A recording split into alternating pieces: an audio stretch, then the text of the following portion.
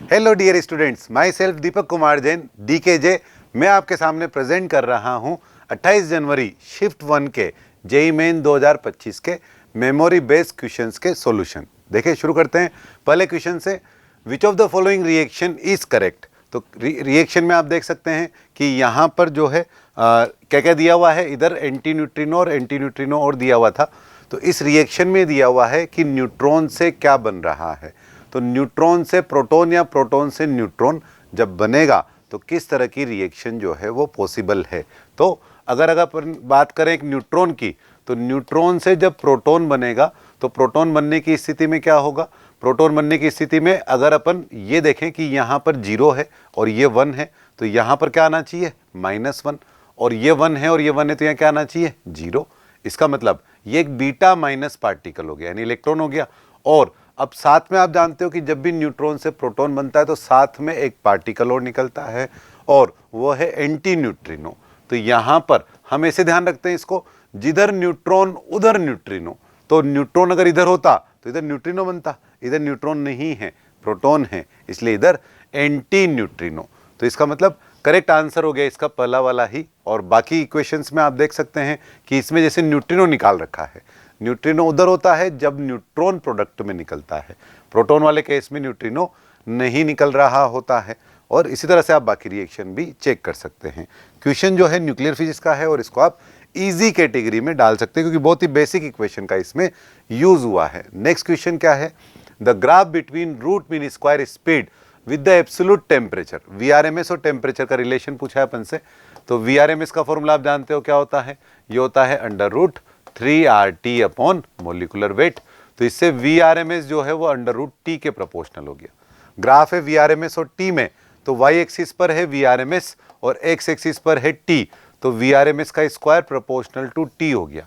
इसका मतलब ग्राफ जो है वो कर्व शेप में हो गया, पैराबोलिक हो गया, और जिसकी सिंगल पावर है उसके अबाउट सिमेट्रिक आएगा। किसकी सिंगल पावर है, T की, तो T के अबाउट सिमेट्रिकल आएगा, तो T के अबाउट सिमेट्रिक बना दिया। नीचे की तरफ इसलिए नहीं आएगा क्योंकि स्पीड का ग्राफ है, नेगेटिव होगा नहीं, तो करस्पॉन्डिंग आंसर हो गया अपना 2। तो इसको भी आप इजी कैटेगरी में डाल सकते हैं, KTG का क्वेश्चन है ये। Next is a uniform wire of linear charge density lambda is placed along the y axis, locus of the equipotential surface हमसे पूछा है। तो देखो अगर एक लीनियर चार्ज डेंसिटी लैम्डा वाला वायर y एक्सिस के अलोंग रखा हुआ है तो ये हो गया y एक्सिस। अब इसकी इक्विपोटेंशियल सरफेस कैसी बनती है, हमें रेडीमेड ऑलरेडी याद है, पॉइंट चार्ज के लिए स्फेरिकल, लाइन चार्ज के लिए सिलेंड्रिकल। तो इसकी जो इक्विपोटेंशियल सरफेस बनेगी वो ऐसे सिलेंड्रिकल बन रही होगी। अब देखो y एक्सिस के अलोंग अगर ये वायर है तो ये जो सर्कल बन रहे हैं बहुत सारे जिनसे मिलकर सिलेंडर बना है, उसकी इक्वेशन क्या लिख सकते हैं अपन। जैसे सर्कल के लिए तो इक्वेशन होती है x² + z², क्योंकि xz प्लेन में है सर्कल, तो x² + z² = r²। और अब यहाँ पर ये सारे के सारे सर्कल मिलकर सिलेंडर बना रहे हैं, इसलिए अपन इसको बोल सकते हैं x² + z² = constant.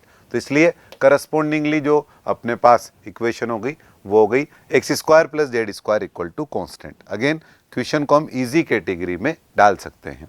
Next is find the equivalent resistance across A and B। 3 resistance दिए हुए हैं, बहुत ही फेमस सवाल है। 3 R के साथ अपन इसको क्लास में कराते हैं। अब ये R/3 दिया है, बस इतना ही चेंज किया है। इस तरह के सवालों को हम कैसे करते हैं, पॉइंट पोटेंशियल टेक्निक से सर्किट को दोबारा रीड्रॉ करते हैं। तो ये पॉइंट अगर A है अपने पास तो ये वाले पॉइंट का नाम A हो गया, ये B है अगर तो ये वाले पॉइंट का नाम B हो गया। और अब अपन A और B से सर्किट को दोबारा से ड्रॉ करें तो कॉर्नर ही कॉर्नर पर ये पॉइंट बना दे अपन A और B। अब देखो ये वाला A और B के बीच एक रेजिस्टेंस R/3, तो ये वाला रेजिस्टेंस हो गया अपने पास R/3। ये वाला भी A और B के बीच में रेजिस्टेंस R/3, तो ये रेजिस्टेंस भी हो गया R/3। और ये वाला रेजिस्टेंस भी A और B के बीच में ये हो गया अपने पास R/3। अब देखो तीनों A और B R/3 के बीच में है तो पैरेलल में आ गए। तो इसका मतलब अगर 3 रेजिस्टेंस R पैरेलल में हो तो इक्विवेलेंट 1/3 हो जाएगा। तो R/3 का 1/3 कितना हो जाएगा, R/9। तो R/9 जो है उसके करस्पॉन्डिंग आंसर हो गया 4th। अगेन इसको आप इजी कैटेगरी में डाल सकते हैं क्योंकि ये सवाल आप क्लास में रेगुलर बेसिस पे करते रहते हैं।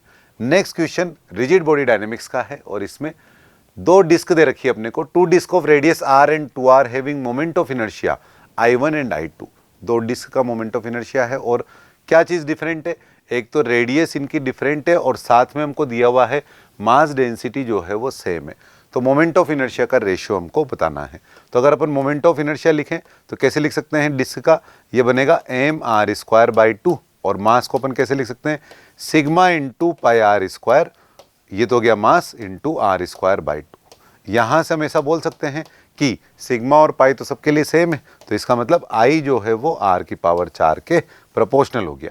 तो अगर हमें मोमेंट ऑफ इनर्शिया I1/I2 का रेशियो निकालना है तो I1 जो है वो क्या बन जाएगा अपने पास, I1 बन जाएगा r⁴ और R2 में क्या आ जाएगा 2r⁴। तो ये बन गया 1/2⁴।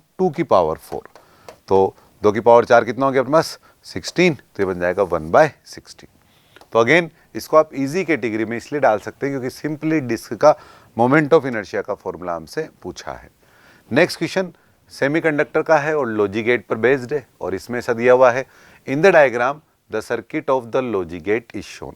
तो हमें पता लगाना है कि what is the output, output जो बनेगा वो क्या बनेगा, इनमें से कौन सा डायग्राम ऐसा है जो आउटपुट को वैसे ही रिप्रेजेंट करेगा जो इनमें से किसी एक डायग्राम का आउटपुट होगा। और यहाँ पर ऐसा मेंशन था ऑलरेडी कि ये ए है, अगर ये बी है और ये वाला ए और बी है और अगेन ये वाला ए और बी है, ये ऑलरेडी इसमें मेंशन था।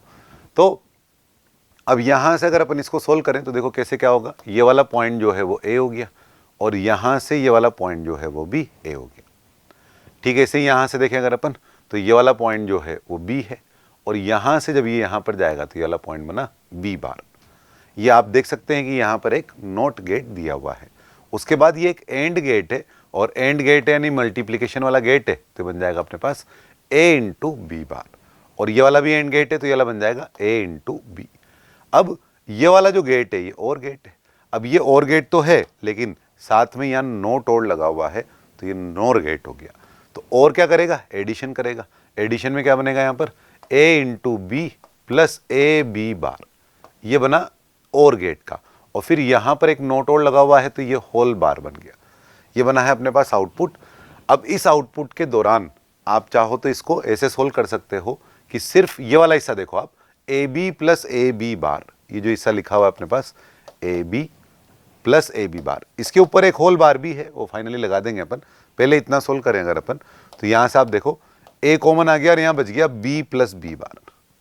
अब देखो बी अगर 0 होगा तो बी बार 1 होगा, बी अगर 1 होगा तो बी बार 0 होगा, तो बी प्लस बी बार 1 बन जाएगा और बी प्लस बी बार 1 बन जाएगा तो आंसर आ गया ए के बराबर।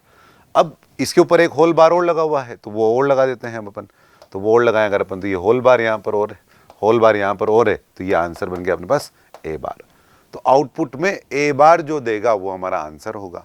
तो यहाँ से ये देखो ये है ए और यहाँ से ये क्या है, ये वाला जो गेट है वो किस तरह गेट है, एंडिंग वाला, तो ए इंटू ए और ये नोट आया यहाँ पर तो बन गया ए बार।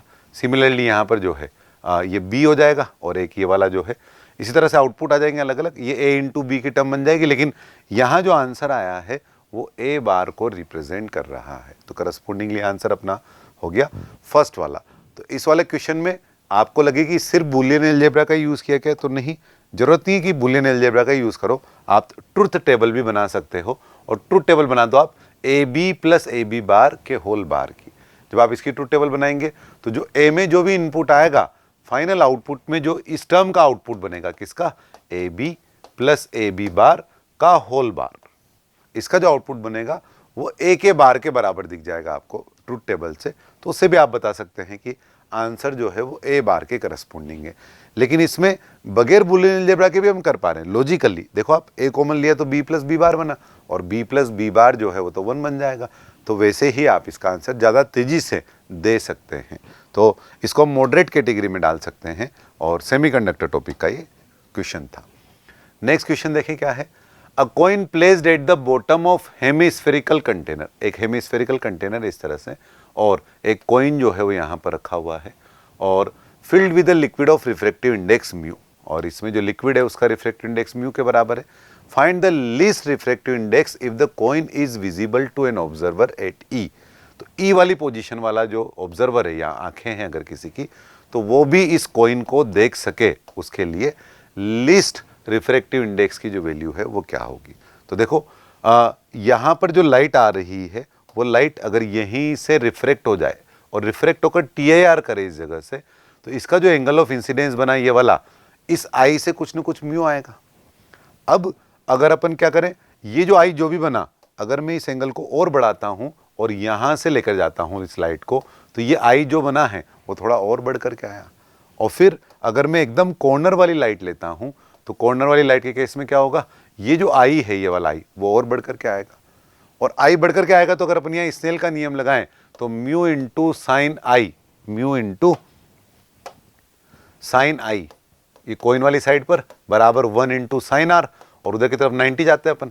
अब इधर दो ही शब्द है कुल मिलाकर, म्यू और साइन आई। अब अगर आप चाहते हो कि म्यू की जो वैल्यू बने वो कैसी बने, लीस्ट वैल्यू, तो म्यू की मिनिमम वैल्यू बने तो साइन आई की जो वैल्यू बने वो मैक्सिमम बन जाए। अब साइन आई की वैल्यू अगर आप मैक्सिमम चाहते हो तो ये वाला आई, ये वाला आई और ये वाला आई में से आप कॉर्नर से लाइट भेजना चाहोगे। और अगर आपको कॉर्नर से लाइट भेजनी है तो उस वाले केस में क्या है, देखो ये रेडियस आर है, ये रेडियस आर है, और यहाँ से जो लाइट आई जो कॉर्नर से जा रही है उसके लिए ये जो एंगल बनेगा, ये एंगल सिंपली आप इसके बराबर बोल सकते हो। और ये एंगल अगर आई है तो टेन आई की वैल्यू बन गई आर अपॉन आर यानी 1, तो टेन आई बराबर बन गया 1, तो आई इक्वल टू हो गया अपने पास 45 डिग्री। तो यहाँ पर अपन डाल दें म्यू इंटू साइन आई यानी साइन 45 इक्वल टू, इधर आया 1, साइन 45 हो गया 1/√2, √2 उधर चला गया तो म्यू की जो वैल्यू आ गई अपने पास वो कितनी आ गई, √2, तो इसे करस्पॉन्डिंग आंसर हो गया 2। अगेन इसमें बस स्नेल का नियम यूज करना था, तो इसको आप इजी कैटेगरी में रख सकते हैं, इजी टू मॉडरेट के बीच में भी रख सकते हैं। नेक्स्ट इज YDAC एक्सपेरिमेंट का सवाल है और वे ऑप्टिक्स के चैप्टर में हम इसको डाल सकते हैं। तो इसमें लिखा हुआ है in YDAC experiment when light of wavelength λ1 660 nanometre की वेवलेंथ है और 10 maxima are observed at a distance 10 millimetre from geometrical centre. यानी जब हम एक्सपेरिमेंट कर रहे हैं तो एक्सपेरिमेंट करने के दौरान क्या है कि यहाँ से किसी पर्टिकुलर डिस्टेंस के अंदर अंदर कोई डिस्टेंस ले ली, मान लो अपन ने y, तो इस y डिस्टेंस के अंदर अंदर जो है जितने मैक्सिमा ऑब्जर्व हो रहे हैं वो 10 हैं अगर वेवलेंथ जो है वो 660 है। लेकिन अगर अपन लाइट की वेवलेंथ को चेंज करें और चेंज करके उसको कर दें 600 नैनोमीटर, पहले 660 नैनोमीटर थी अब 600 नैनोमीटर कर दें, तो पूछा है कि इसी पॉइंट पर अब कौन सा मैक्सिमा लाई करेगा। जैसे ये मिड पॉइंट है और ये पी पॉइंट है, तो पी पॉइंट पर अब कौन से नंबर का मैक्सिमा लाई करेगा। तो पहले मान लो यहाँ से यहाँ तक n1 मैक्सिमा थे तो y1 बराबर n1 बीटा 1 के बराबर था। अब n2 मैक्सिमा है तो n2 बीटा 2 के बराबर बनेगा, तो n1 बीटा 1 एक तरह से n2 बीटा 2 के बराबर हो गया। अब यहाँ से n1 बीटा 1 को लिख सकते हैं λ1 d/d और n2 बीटा 2 को लिख सकते हैं λ2 d/d, और ये बराबर है y के, यानी उसी डिस्टेंस के बराबर है ना। अब यहाँ से n1 की जो वैल्यू थी वो थी 10 और लेमडा d/d में d/d तो दोनों तरफ से कैंसिल हो जाएगा, बीटा का फॉर्मूला, तो सिर्फ λ1 बचा रहेगा यहाँ पे। तो λ1 की वैल्यू कितनी है 660 नैनोमीटर, और इधर की तरफ से n2 तो पता लगाना है अपने को, और ये कितना है 600 नैनोमीटर। तो आप यहाँ से देख सकते हैं कि 2 जीरो कैंसिल हो गए और n2 की जो वैल्यू है वो आ गई 11। तो इसका मतलब उतनी ही विड्थ में अगर वेवलेंथ घटा दिया तो नंबर ऑफ मैक्सिमम बढ़ जाएंगे और बढ़ करके 11 के बराबर हो जाएंगे। अगेन इजी कैटेगरी में आप इसको डाल सकते हैं क्योंकि इसमें अपन ने सिर्फ फॉर्मूला यूज किया है n1 beta 1 equal to n2 beta 2। Next is statement पर बेस्ड वर्क पावर एनर्जी का क्वेश्चन है और इसमें लिखा हुआ है work done by central force is independent of path, है ना। ऐसा आप जानते हैं कि सेंट्रल फोर्स जो है वो कंजर्वेटिव होते हैं नेचर में, और कंजर्वेटिव है तो पाथ से इंडिपेंडेंट होगा। तो कंजर्वेटिव फोर्स पाथ से इंडिपेंडेंट होता है क्या, यस। तो इंडिपेंडेंट ऑफ पाथ यानी इसका मतलब ये स्टेटमेंट पर ट्रू हो गया। स्टेटमेंट 2 में देखें potential energy does not associated with every force, her force की पोटेंशियल एनर्जी नहीं होती। तो हाँ, जो नॉन कंजर्वेटिव फोर्स है उनकी पोटेंशियल एनर्जी नहीं होती, इस कारण से जो है ये वाला स्टेटमेंट जो है वो भी ट्रू हो गया। तो स्टेटमेंट ट्रू भी ट्रू हो गया, लेकिन स्टेटमेंट 1 जो है वो ज़्यादा एक्सप्लेन बेटर तब कर पाता अगर स्टेटमेंट 2 में ऐसा लिखा होता कि कंजर्वेटिव फोर्स का वर्क पाथ पर डिपेंड नहीं करता, तो ज़्यादा बेटर एक्सप्लेनेशन होता। इस कारण से जो है ये सेकेंड स्टेटमेंट में सिर्फ ये बोला हुआ है कि पोटेंशियल एनर्जी जो है वो हर फोर्स की डिफाइंड नहीं होती, तो हाँ सिर्फ कंजर्वेटिव फोर्स की ही डिफाइंड होती है। तो स्टेटमेंट दोनों अपनी तरफ से ट्रू हैं, लेकिन ये इसका करेक्ट एक्सप्लेनेशन नहीं है, तो इसलिए करस्पॉन्डिंग आंसर हो गया 2। इसके बाद क्वेश्चन नंबर 10 में देखें अगर आप, तो इसमें in the given figure the square and the triangle have same resistance per unit length, यानी लेमडा जो है वो सेम दिया हुआ है अपने को। Find the ratio of their resistance about the adjacent corner, तो जो एडजेसेंट कॉर्नर है ये वाले पॉइंट ए और बी, इनके बीच में जो रेजिस्टेंस आएगा उसका रेशियो बताना है अपने को। अब देखो रेजिस्टेंस बताना है, रेशियो बताना है अगर ए और बी के बीच में, तो मान लो कि जैसे ये 3 रेजिस्टेंस है आर आर आर, तो ये तो 3R हो जाएगा और ये वाला जो है वो R हो जाएगा, तो 3R/4 बनेगा। लेकिन अब इसका नाम आप R नहीं डाल सकते क्योंकि lambda per unit length resistance दिया हुआ है, तो जैसे इसका lambda resistance per unit length lambda A/4 बनेगा, तो इसका लेमडा A/3 बनेगा। ऐसा करता हूं मैं कि एक टर्म लेमडा ए को ऐसा मान लेता हूं ताकि कैलकुलेशन वाइज वो आसान रह जाए। तो लेमडा A/4 भी आ रहा है, 3 भी आ रहा है, तो 4 और 3 दोनों से कट हो जाए, तो लेमडा ए को मैंने 12 मान लिया। लेट मान लो मैंने ऐसा मान लिया कि लेमडा ए की वैल्यू जो है वो 12 के बराबर है। अब लेमडा ए की वैल्यू 12 के बराबर है, तो उससे क्या फायदा हुआ मुझे कैलकुलेशन में, देखो कि ये रेजिस्टेंस कितना हो जाएगा 3 3 3 और ये वाला 3।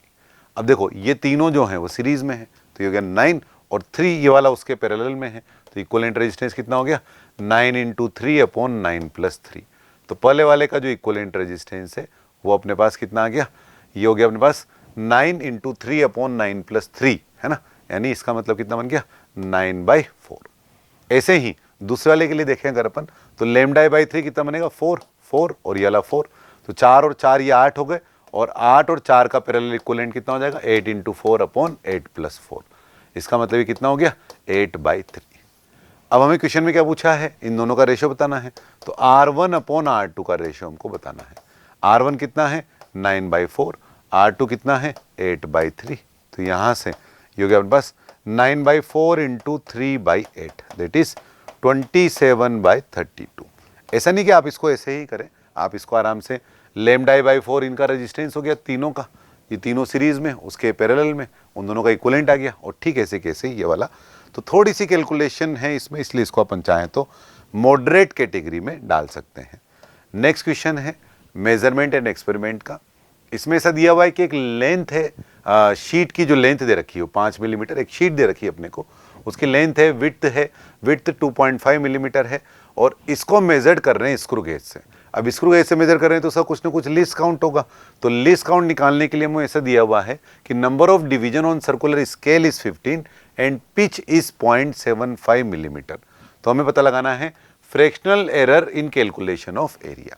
तो पहले अपन लिस्ट काउंट पता लगा लें इसका, तो लिस्ट काउंट क्या होगा pitch upon number of division on circular scale. कितना है पिच, पिच है इसका 0.75 मिलीमीटर, 0.75 मिलीमीटर, और उसके अलावा number of division on circular scale जो है वो 15। तो यहाँ से ये हो गया 75 × 10⁻⁻2 और अपॉन 15 मिलीमीटर में, तो इसका मतलब ये यहाँ से 5 बार कैंसिल हो गया और उसके अलावा 10⁻⁻2 बच गया, तो ये हो गया 5/100 मिलीमीटर। ये निकाला अपन ने लीस्ट काउंट। अब एरिया की कैलकुलेशन कर रहे हैं अपन, तो क्या बनेगा एरिया लेंथ इंटू विड्थ। अब इसको लोगरिथमिक लेके डिफरेंशिएशन करें, तो ln a का डिफरेंशिएशन हो जाएगा del a/a, ln l का हो जाएगा del l/l, और ln b का हो जाएगा क्या del b/b। अब वैल्यू डालें यहाँ से, तो डेल्टा a/a बराबर डेल्टा l का लीस्ट काउंट यहाँ पर 5/100। आप चाहो तो पहले से ही दोनों जगह लीस्ट काउंट तो कॉमन ही आ जाएगा ना, तो 5/100 कॉमन ले लो चाहो तो पहले से ही, 5/100 मिलीमीटर कॉमन आ गया, और 1/l यहाँ बचा रह गया, तो 1/l में यहाँ बचा 1/5 मिलीमीटर, और प्लस दूसरा ले में 1/b, और 1/b कितना बनेगा 5 मिलीमीटर/2। अब देखो ये 5 मिलीमीटर जो बाहर है ना, ये 5 मिलीमीटर, ये 5 मिलीमीटर, ये कैंसिल हो गया, और एक्स्ट्रा में जो अपने पास बचा रह गया वो है 1/100 बाहर है, और इधर बचा रह गया 1 + 2 यानी 3/100। हमें क्वेश्चन बोला हुआ है अगर ये x/100 के बराबर हो तो x की वैल्यू हमको पता लगानी है, तो x की वैल्यू आप देख सकते हैं 3 के बराबर है। Thank you.